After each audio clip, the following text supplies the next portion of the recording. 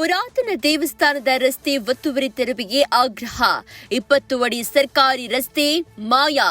ಒತ್ತುವರಿಯಾಗಿದ್ದರೂ ರಸ್ತೆ ತೆರವಿಗೆ ಅಧಿಕಾರಿಗಳ ಹಿಂದೇಟು.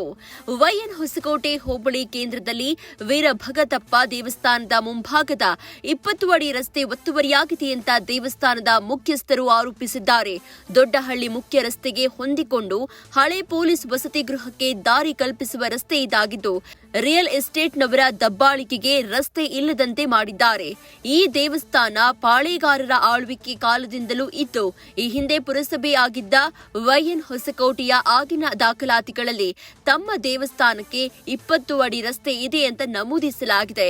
ಆದರೆ ಗ್ರಾಮ ಪಂಚಾಯಿತಿಯಾಗಿ ಬದಲಾದ ಸನ್ನಿವೇಶದಲ್ಲಿ ದಾಖಲಾತಿಗಳನ್ನ ತಿದ್ದುಪಡಿ ಮಾಡಿ ರಸ್ತೆ ಇಲ್ಲದಂತೆ ಮಾಡಿದ್ದಾರೆ. ಕೂಡಲೇ ಅಧಿಕಾರಿಗಳು ದಾಖಲಾತಿಗಳನ್ನ ಪರಿಶೀಲಿಸಿ ನಮ್ಮ ದೇವಸ್ಥಾನಕ್ಕೆ ರಸ್ತೆ ಬಿಡಿಸಿಕೊಡಬೇಕು ಅಂತ ಹೇಳಿ ಒತ್ತಾಯಿಸಲಾಗಿದೆ.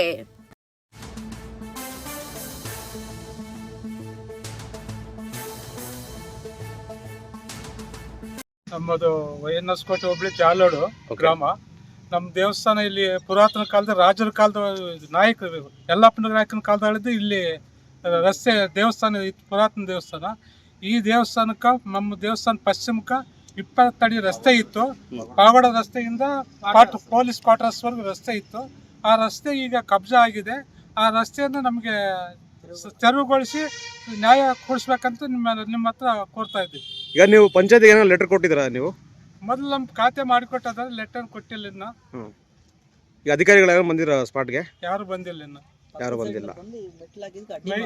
ಮೆಟ್ಲು ಹಾಕೋದಕ್ಕೆ ಅಟ್ಟಿ ಮಾಡ್ತದ್ರಿ ಈಗ. ಅದಕ್ಕೆ ಅಧಿಕಾರಿಗಳು ಸ್ಥಳಕ್ಕೆ ಬಂದಿದ್ರು.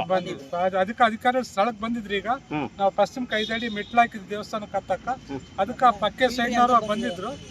ಮತ್ತೆ ಅದೇನೋ ನೀವು ಕಾವಂದಾದ್ರೂ ನಮ್ಗೆ ನ್ಯಾಯ ಒದಗಿಸ್ಕೊಡ್ಬೇಕಂತ ನಿಮ್ಗೆ ಕೋರ್ತೀವಿ.